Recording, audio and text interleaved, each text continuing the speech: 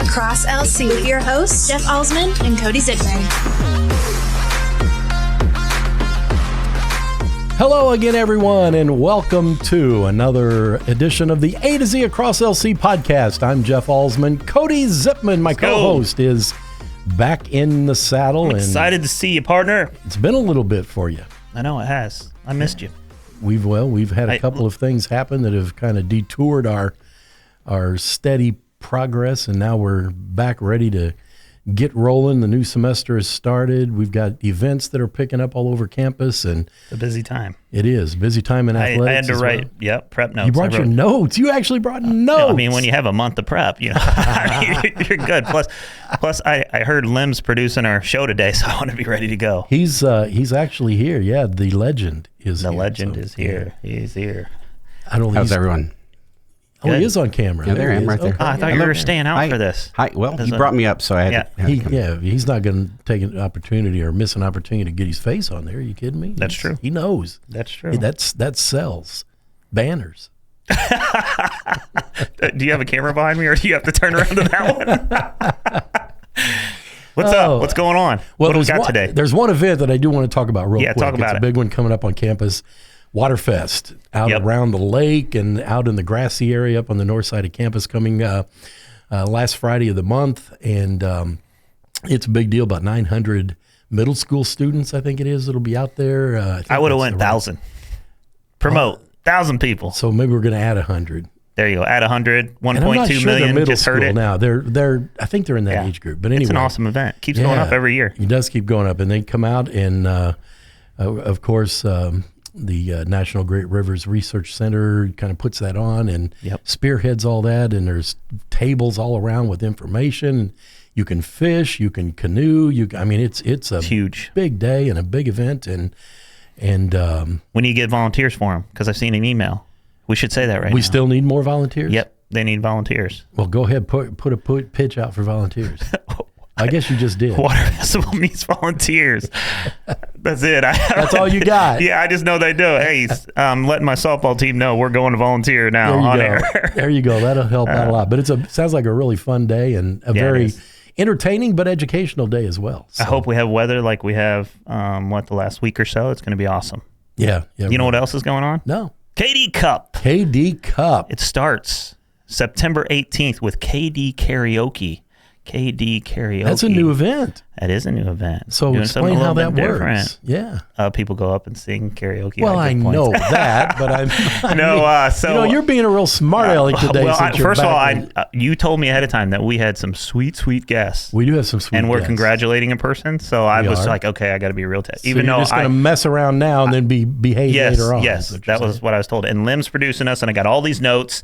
And I know we got to get going, but KD Karaoke, there's 6 teams in it. Each team is going to have 3 performances. I sent an all team. There's going to be an all team and an all student email that has gone out as to give you directions on who to sign up for if you're interested. And we're giving away like beanie stocking caps is the giveaway for anybody that attends. Yeah, so that's a new promotional item. And then, once we get through KD Karaoke, you know what happens in Tell me. October. Kick or treat. Let's go. Yeah, that's always a fun one. It's always a fun one. So the KD Cup is starting. We got a lot of new events this year. I think Capture the Flag is on there this year. Flag football's on there this year. Volleyball's coming back. So we really went all in to have more events. And then also for every competition event, there's also an event that is in the scavenger hunt or your trivia and everything else. We threw that in there as well. So cool. It's exciting year. Sounds good. Well, we talked about guests. I'm not going to name all because I'm just going to throw it out as a tease. Yep. But coming up, we're going to talk to the initial winner of the A to Z Across LC Podcast Scholarship. We did it, man. That's going to be awesome. Can we do that? Mike, did we just split a screen? I don't know. Are we supposed to do? Can we get it where both of I don't think we can. But anyway. This is why Mike does not produce. Well, you can put, I know. This is why you can put I put us 3 up at the same okay. time. Oh, okay. Now can we reach across? There we go. All right. Then we're gonna learn some stuff about the adult education department here on campus, and then we're gonna bring the athletics part of the program back in and talk to some folks about men's soccer and the strength and conditioning programs, and just find out what all you do with your time over there. A lot. A lot. That's all I'm going to say. That's all you're going to say. We'll find out. You're going to be, look, I'm going to say when we get into that, you're going to be pleasantly surprised with a lot of the stuff that we're doing for the first time in athletics history here. So. Sounds great. All sounds exciting. The year's starting up and we're getting off with a bang. So, you ready to go? I'm ready. You going to take us out? Yep. We are. E3-A2Z. What's up? It's Mike Keith. What's up, bro? Good, my guy. Back to spotlight other amazing alumni and how they discovered their path at Lewis and Clark. Let's jump into it. This is Dwight Wirtz, president of Wirtz Welding and Tank Service, the nation's premier distributor of tank trailer parts. Dwight has been an outspoken and long-time supporter of the college and is the current chairperson of Lewis and Clark Board of Trustees. Oh, and he's a Lewis and Clark grad. I'm Dwight Wirtz, and I am a trailblazer. Welcome back. Jeff Alsman here, Cody Zipman as well. This is the A to Z Across LC podcast. And Cody, I'm excited about this segment because we are welcoming into the program both Mike Lemons, who, usually producer O is in this chair, but it's the legend who is in the chair now. The boss man is in the chair. Hold on. Usually, I think I've engineered more of these than him. Once or twice. Well, maybe. That's all right. And a future legend is also going to join us. Carissa Schwank is part of the digital streaming and broadcast media program here at the college and the first ever recipient of the A to Z Across LC podcast scholarship. So, Carissa, congratulations. Congratulations. Let's go. Thank you so much. It's such an honor to be here and to have received the scholarship. It was really unexpected and exciting. So what I don't know is with Boss Man by it, do we get like weekly reports, how you're doing or everything else? Is there pressure right now? Now I hadn't thought about it, but I don't know. I think I do pretty okay. So he'll hold that over her head. Now you better score well on this test. You have a scholarship. I'm sending emails and I'm like, Mike, what are we looking at right now? So Mike, we're going to talk to Carissa, but I wanted to start with you and give us some idea, because you were part of the selection process. So just so folks kind of know what all went into that. Yeah, so your scholarship, you guys have parameters on your scholarship, right? And I think you wanted to go towards a digital streaming and broadcast media student, eventually someone who could engineer the show or help promote the show or whatever. Take over the show. May be. I was almost going to say that. Take my seat. And maybe. But it really, for us in the selection process, it gave us an opportunity. A couple of students have received scholarships. Carissa received yours simply because she's an outstanding student. She's really, really good. I thought that she could represent not only our program, but you guys in the college really, really well. And because of schooling she had prior, she had less time left, so it almost worked in perfect with the scholarship amount and what was working for her. So she was deserving of a scholarship, period. And it was great to say, hey, this one might be a good one for her. So it's just a good fit. Cool. Yeah. So Carissa, now tell us a little bit more about you. Now you've been on the program before. You were here with, you're the music director, correct? Yeah. I think was it the program director that was also here? Yes. I can't think of his name. Jake Wicker. Yes. Yeah. That was back in the spring. Real personality driven guy. You Cody, you'd really Did like I this miss guy. that one? You missed. I missed a lot. You did, yeah. Like a month. You did miss that one for sure. Showed up for the last show. Yeah. But anyway, so welcome back. Thank you. And so we already know you're a pro, because you've been here before. Oh, definitely. But tell us a little bit about yourself, your aspirations, why you're here, what your goals are, plans, that kind of thing. Yeah, well, I'm a non-traditional student, so I'm returning. I have a bachelor's degree, so I was always interested in radio and audio, and I feel like I didn't.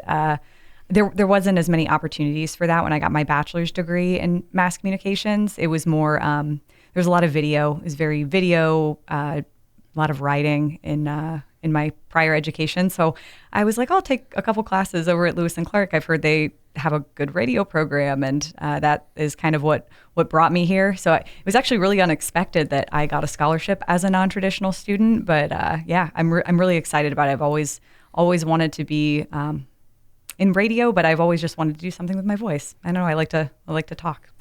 So what are some things that you found that were surprising, since you had already had some background in the communications field?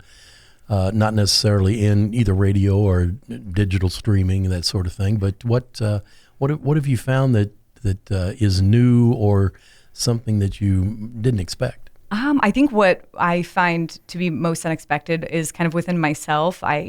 On like a one-on-one conversational, I'm really comfortable talking with people, but there was something about when I started, and I turned the mic on and I'd be live over the airwaves on 89.9, and I'd be like, this is really scary. And sometimes I'd find myself not able to think of what to say. Sort of, I surprised myself. So, Mike, do you still teach this way? I was always told that when you're behind the mic and doing radio, that you don't think of the crowd that way. You don't think of the audience as a mass audience. You just think about you're talking to one person. Do you still? Is that? I think you tailor it toward the student. So a lot of times, what we try to teach is obviously we want to improve vocal skills, projection, inflection, pronunciation, all of those things. We teach them how to deliver content for the listener to attach to and listen to. But for some of them, that changes them. It puts them into somebody robotic or somebody different. And a lot of times, I don't know how many times I told Carissa, I was like, the stories you tell in class where you get excited. She's very animated. Her eyes get really big and she gets excited. And I'm like, that's all I want. I just want that when you turn the microphone on. But I think a lot of people don't want to make a mistake, and they get in their own way sometimes. So for some, it may be, just think of one friend. Think of a small group of friends. Think of the last thing you were most excited about that you couldn't wait to tell your friends, and pretend like you're telling them this, whatever it is that you've crafted for our audience to hear. And you guys have already heard her voice is ridiculously good. It is. Right? I mean, it's just so pleasing to listen to. So when you see her between classes or telling stories and how animated she gets, it's almost sometimes we kid around with her because, it could be something like, the door just flew open, and it'd be like, the door. I mean, she would get pretty animated on something that's not so big. It's like, just give me that. She would mute herself when she's on the air. I'm like, no, don't do that. Don't mute yourself. Be the Carissa that we see, and our audience would absolutely love it. Well, and that can be difficult too, because for decades and decades, public speaking is like always ranked in one of the top 3 fears that everybody has. Heights and falling and public speaking are kind of always up there.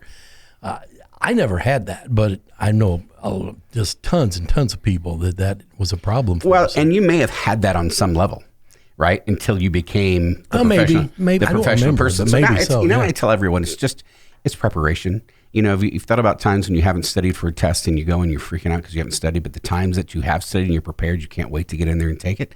Same way with speaking. And a lot of times people don't like to speak because they don't like to be judged. They don't like to be wrong. So some of those things, if you just can build the confidence on those things, you'll be great. And then it's the personality element. I can't teach her a personality. She has to be her personality with the little bit of things that we try to help enhance her vocal delivery. But man, there's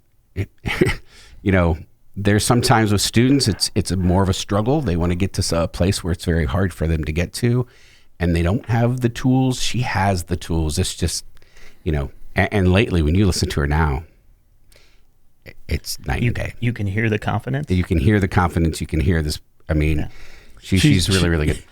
She's on video right now, though. Her eyes are going up in the air like, I would say talking about me? Yeah. I mean, there are still some times where I have trouble getting my personality out. It depends on sometimes I'll be talking about something and I'll just kind of keep on going, and I'm like, I feel like I'm overthinking right now. So just being natural and just bringing my natural personality out it's more difficult than I thought it would be. Don't you think, though, both of you, all of you, that some personalities fit some shows?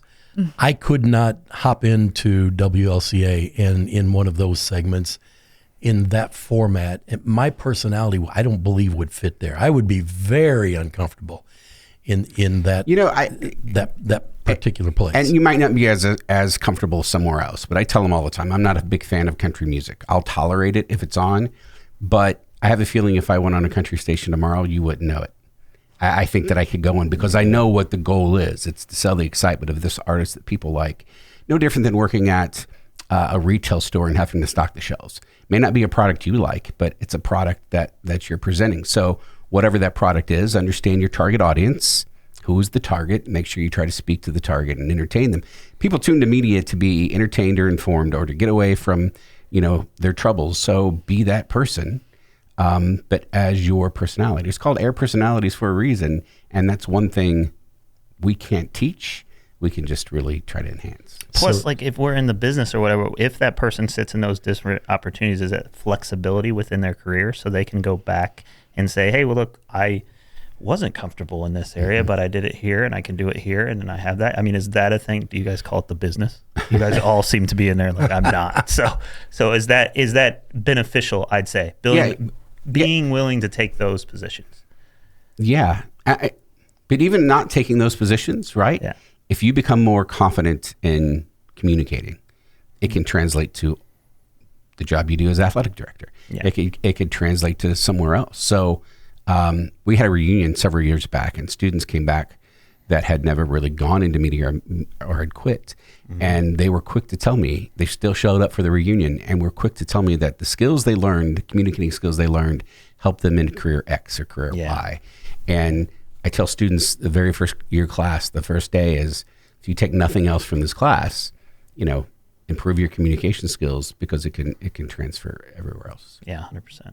So Carissa, what's your favorite part of what you're doing right now? Do you like being the music director? Do you like the on-air stints better? The segments in programs, cutting commercials? What do you like the most? There's so much of it that I do like. I don't know. I like making the station imaging, the like sweepers and stuff. That's a lot of fun for me. But I don't know. My favorite is just being on the air and getting to kind of, I don't know, just talk and feel like it's like a good outlet for my like creativity and my outgoing personality, I guess. It's just, I don't know. There's just so many things that I like. Listening to music for, the music director side, and just, getting to listen to an album and feeling like I'm working is really fun. So. Yeah, we have music meetings every week where she, we kind of dictate a format, go find things. So she goes and researches, bring them back, and we listen and we vote. Mm-hmm.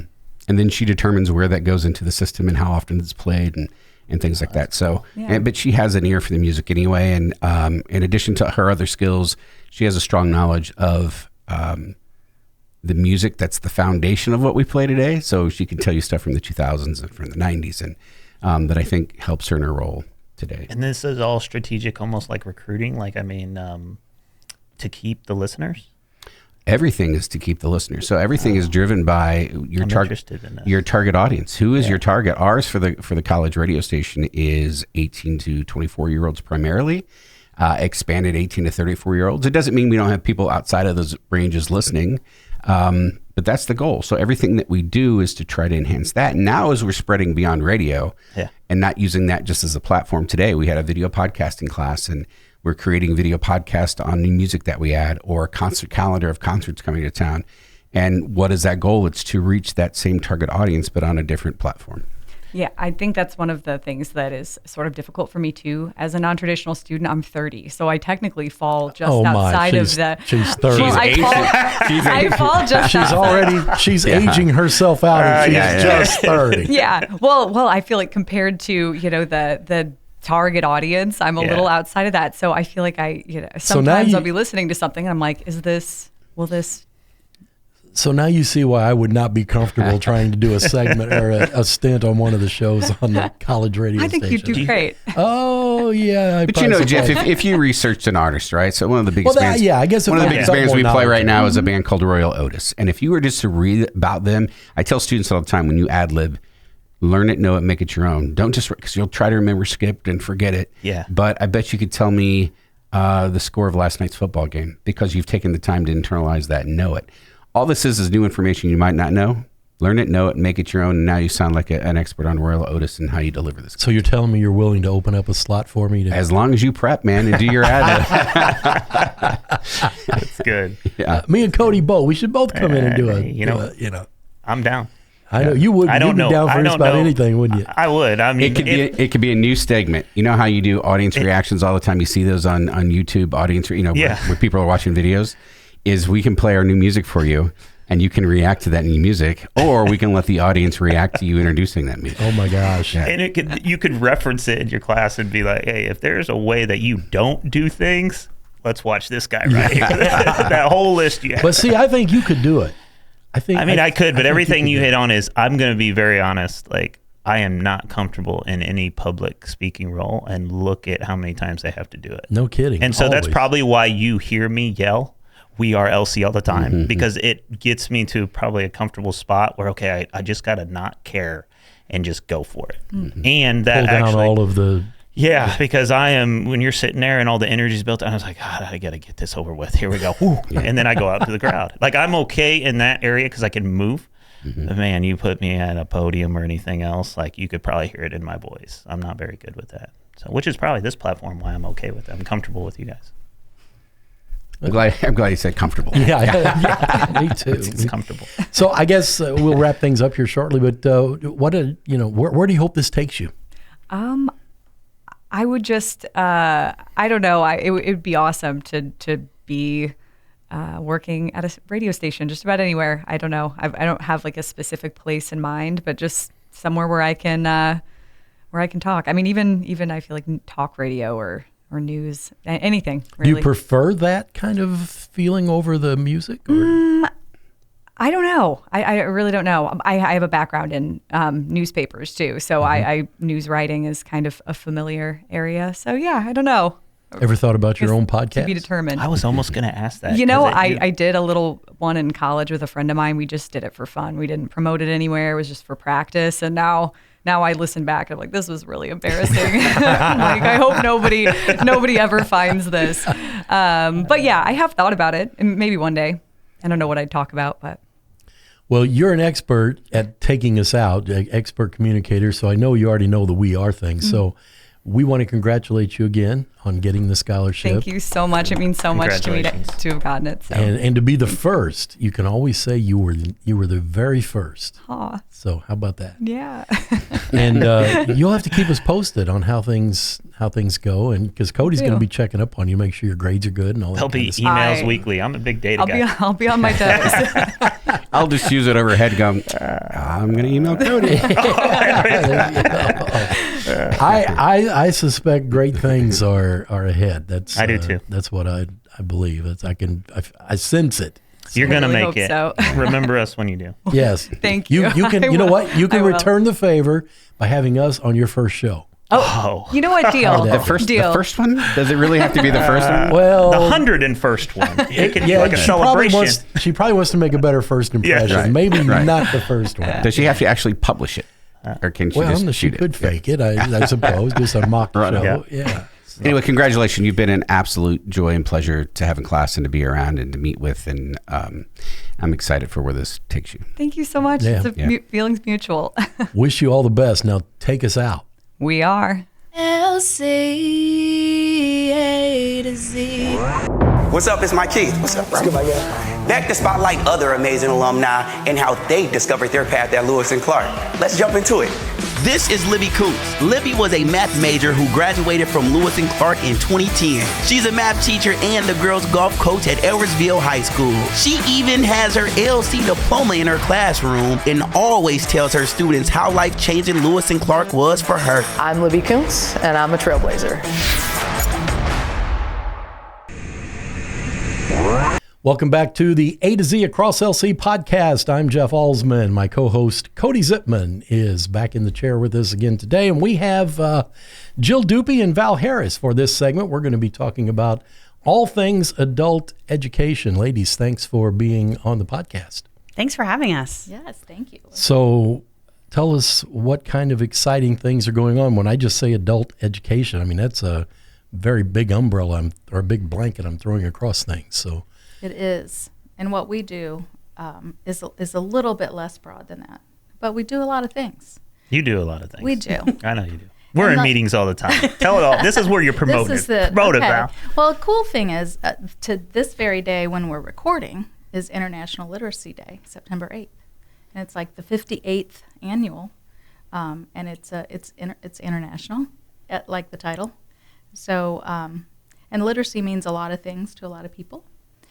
Early on, it was created after World War II, and there was a lot of people struggling with basic skills, and the struggle still continues. Not as maybe many people, but we still work. Actually, the whole college, I'd say, works on literacy skills, digital literacy, financial literacy, reading, writing, all the stuff, language. So it's a good day to highlight our programs. That's what I would say. So how do you celebrate? I mean, is there something special that you do? They come on a podcast. Well, Yeah, we come to talk about They're it. here. We celebrate in our hearts. No, I'm just kidding. Yeah. No, we do a lot. We actually, on a regular basis, are recognizing literacy. In fact, one of the things that we did just recently is we partnered with Hainer Public Library. Some people, you may have seen the press release that came out last week. And our Youth Build students built little libraries.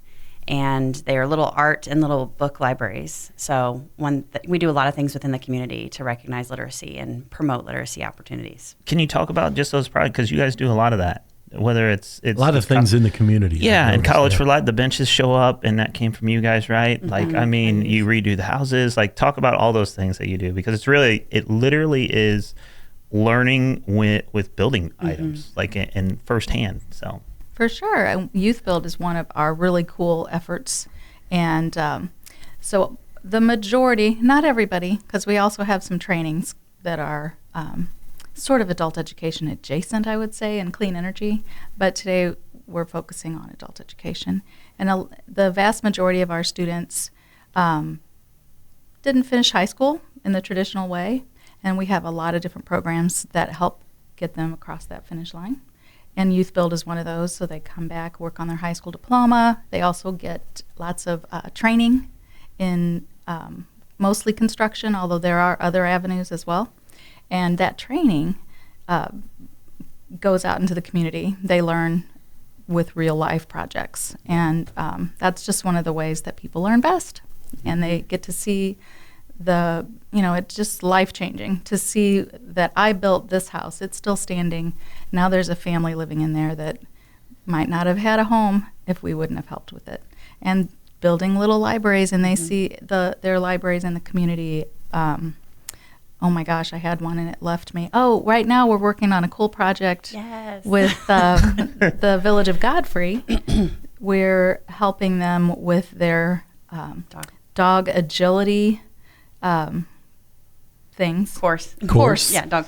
The pieces that make up the dog agility course, the obstacle course. Yeah. That's it. And so out in Glazebrook, they have a new dog park, but it was hard to afford all the extra cool obstacle courses for dogs. So that'll be coming up later in the fall, maybe even spring, but they're pretty active on it right now. We'll have to have Blazer go out and try these. Yes! Oh my gosh. That's a great idea. Out. Should we? Is this another remote podcast? I you love and Blazer? Us? We'll just go out there and set it out. That would be so fun. I love that. Tell producer I'm worried about it. I'm worried about it going to the dogs. That's exactly where it needs to go. So, I think when we talk about adult education, most people think that it's those who didn't finish school and for whatever reason, and they may be coming back to get a GED type thing, and there is that element to it too. But so much of this sounds like it's more career based and hands on and beyond the level of just getting a piece of paper. It's like really putting some skills to use. Well, I mean, it's been a while, but we have quit saying, "Why are you here?" and letting people say, "To get my GED." And in fact, in Illinois, don't even call it a GED. We don't even call it right? that anymore. They may take that test to get their Illinois high school diploma, or there are other avenues to getting their high school diploma.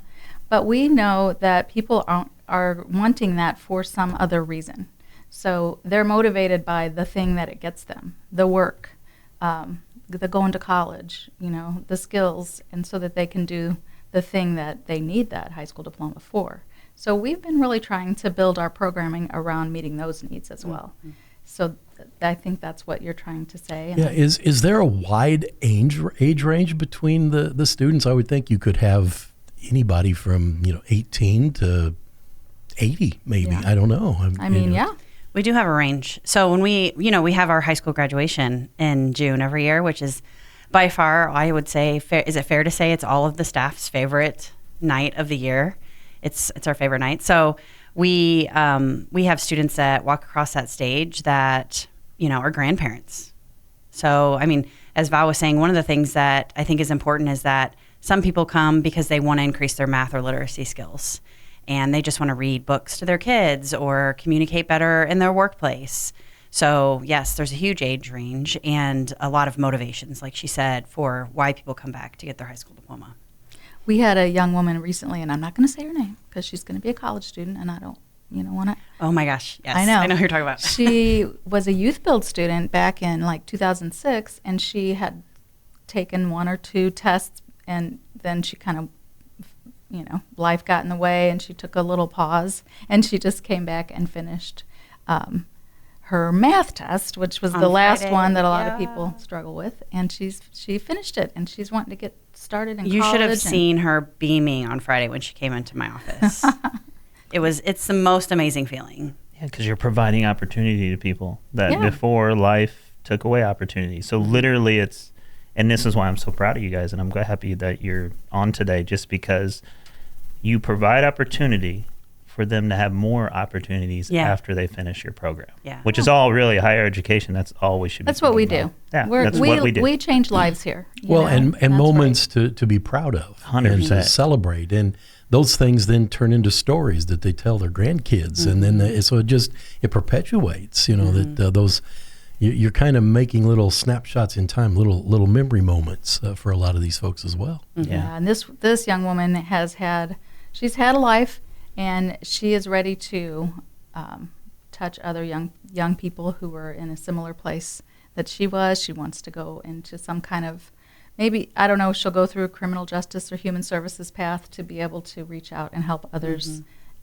that had some similar experiences that she did. So I'm looking forward to her next steps, as well as being proud of the current one that she came back. So that's just one. There's so many. Yeah. Very cool. We also celebrate later this month Family Education and Literacy Week. Oh, well, adult education. And family literacy. We throw all There's the words. so many titles out there you guys have to memorize. Adult Education, Family Literacy there you go. Week. It's later this month, and it is to remind everyone how important what we do is. A lot of our programs, the vast majority of our programs, are funded with tax dollars. So it is helpful to remind people of the benefit and the value those programs bring. They change lives. They also put people into the workplace, so they are taxpayers and kind of, contributing to our community. Yeah. So do a lot of the students get referred to you by other sources, or do many of them just pick up the phone and call, or maybe these days you text or email? I don't know. But how do they, if they wanted to find out more about the program or how to look into getting involved, how would they do that? Actually, that is a big part of what I do in my job. I'm the outreach specialist for our department, and they come to us in a lot of ways, like you said. Sometimes it's referrals. That's probably the biggest way, is like someone says, oh, my friend just, got their high school diploma. I want to get mine. That's often how they come. But I do a lot of community work. I work with a lot of organizations and nonprofits, and I go to a lot of community meetings and network with different organizations and companies in the area. And then also I wanted to kind of promote that I do a Zoom every Monday. I'm actually switching the hours to Mondays from 10 to 10:30. And it's an open office hours for anyone who's interested and just has questions or concerns, or I can even get them ready to get started, set an appointment with them right then and there if they want to do that. So we'll have that on our social media, an announcement to remind people that they have that opportunity to come by and just talk to me and learn more about it. So they would email you and you would send them the Zoom link? Well, it's going to be on our social media. Mm-hmm. Yes, they can. They can email me, jidupy@lc.edu. That's one way. But also on social media, I'll have the link up there so that they can just click on it. Go to our Facebook or Instagram page. Does the link show up on the Instagram page? Mm-hmm. Yeah, okay. I couldn't remember. The Zoom sometimes, Instagram is kind of weird sometimes. Like sometimes the information doesn't translate the same. But yeah, they can find us on social media and get that information, or email me directly. And they can always just pick up the good old-fashioned phone and just call 468-4141. It's easy. And somebody will help them out. Yeah, either way. Very cool. Yeah. We bringing them out? Oh, if you're ready. You guys bringing us out? Are we ready? What does that mean? I'm new here. What would be one thing when you talk to me that I'm always yelling? We are? LC. That's it. Do we yell it here? Is that You can yell it if you want. Are we You just the say we we are? are. We oh wait, Together. Ready? 1, 2, 3. We are LC-A2Z. What's up? It's my Keith. What's up, bro? Back to spotlight other amazing alumni and how they discovered their path at Lewis and Clark. Let's jump into it. This is Tom Wells, an assistant chief of the Godfrey Fire District. He has been a firefighter and an EMT for over 20 years. Tom is currently an instructor in the Lewis and Clark Paramedicine program and has 2 degrees from LC, fire science and nursing. I'm Tom Wills, and I'm a trailblazer.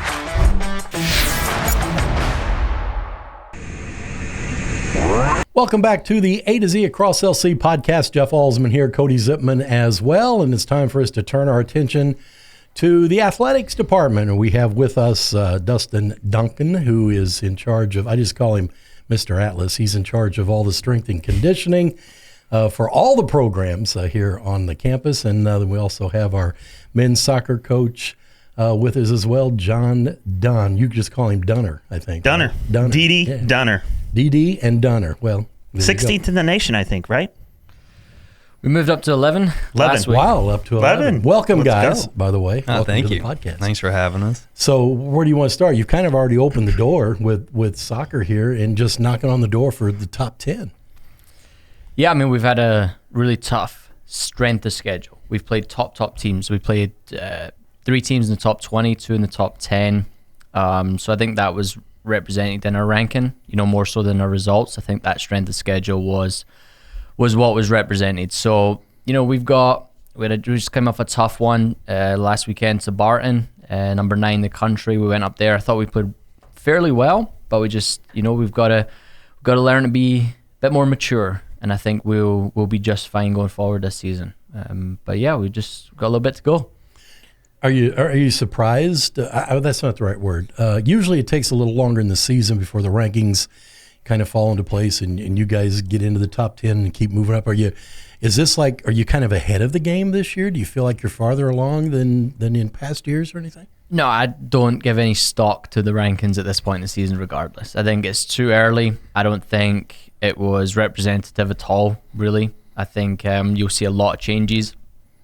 And this week's rankings, next week's rankings, it's going to change dramatically. Honestly, until you get 4 or 5 weeks in, I don't think the rankings truly represent, the top teams in the country. I think you'll see a lot change. So, no, I put no stock in it whatsoever. He'll say something different if next week's in the top 3. Well, it's for us. We get to brag. Like me and you get to bring them on a show and be like, right. 16th in the nation. No, 11. And on the way up, the green arrow trajectory kind of thing. It's moving in the right direction. It's a PR marketing move, I'd say, with the rankings right now, right? Yeah, I mean, you got to still feel good about it. You still own it. You still earn it. You still, you still will enjoy it. But at the end of the day, the beautiful thing about college athletics in general, is you got to peak at the right time. And I think we've got the tools to do so. I think we've got the tools to get far, far better than we have been so far. We've got a really great group, and I think feeling really positive about the rest of the season for sure.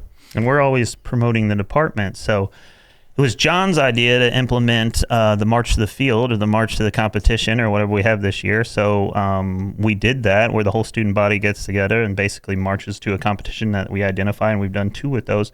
You got any feedback from the players and stuff on that? Oh, it's been awesome. It's been absolutely amazing. Just watching that, seeing the smoke bombs coming down the hill towards the field and the guys chanting. Earmuffs, campus safety earmuffs. I was going to say. It was. Yeah, we won't talk about the burns and other things, but oh my no, goodness. it's builds character. In all seriousness, it was fantastic, absolutely fantastic. Again, the guys leading it, the other coaches, we couldn't do it without them.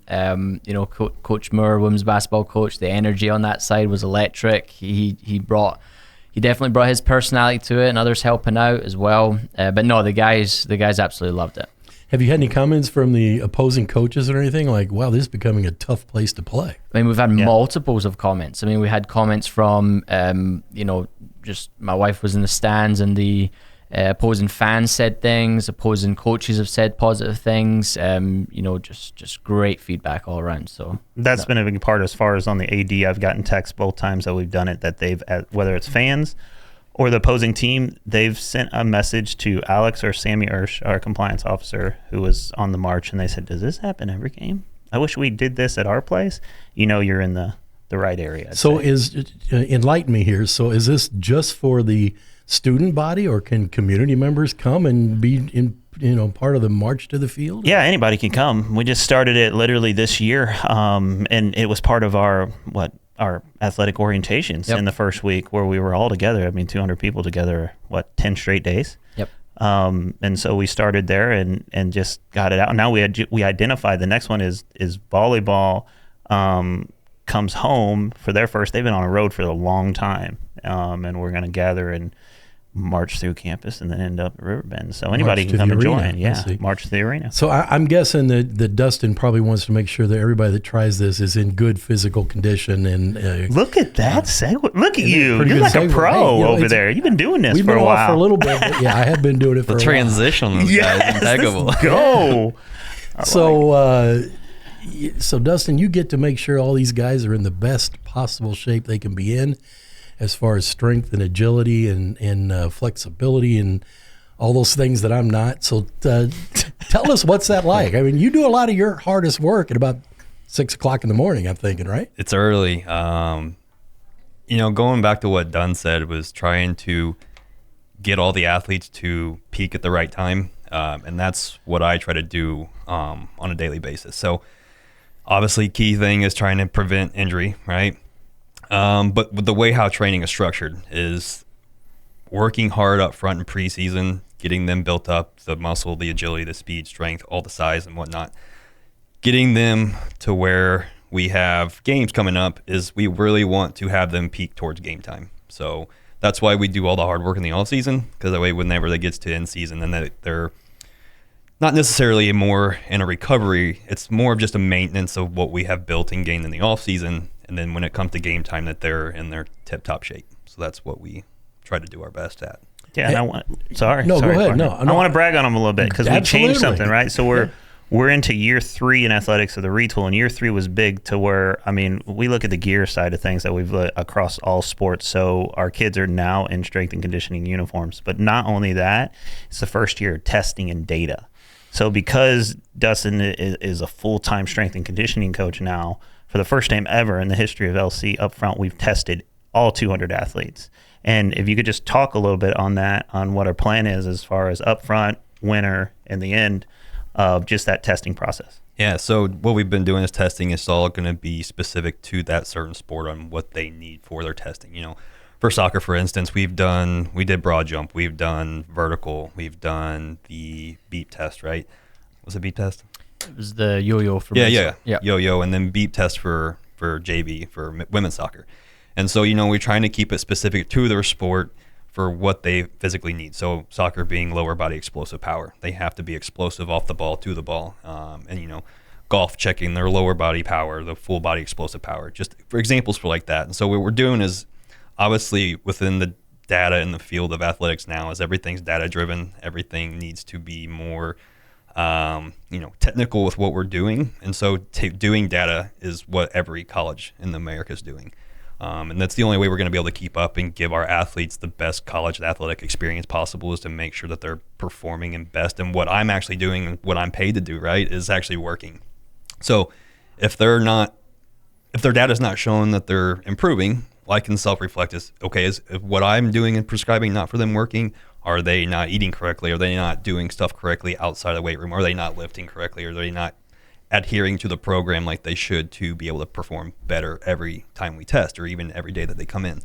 So we'll do preseason testing, we'll do mid-season testing, and we'll do later in the season when they leave for summer break. That way they have all this data compiled up, for their personal benefit. But if they go to their next school, say a D1 school, a D2 school, after they're done here at LC, they have all this data that they can give to their coaches and show, this is what we've been doing. And their coaches will be highly surprised, even at a JUCO level, where not many places have a program like us to be able to have that offboarding experience. Yeah, because basically we're onboarding and offboarding students every 2 years, and sometimes every 1 year. So Cody, have you ever done any of these tests? Back when I was about 8 or 9, I was really good with the yo-yo.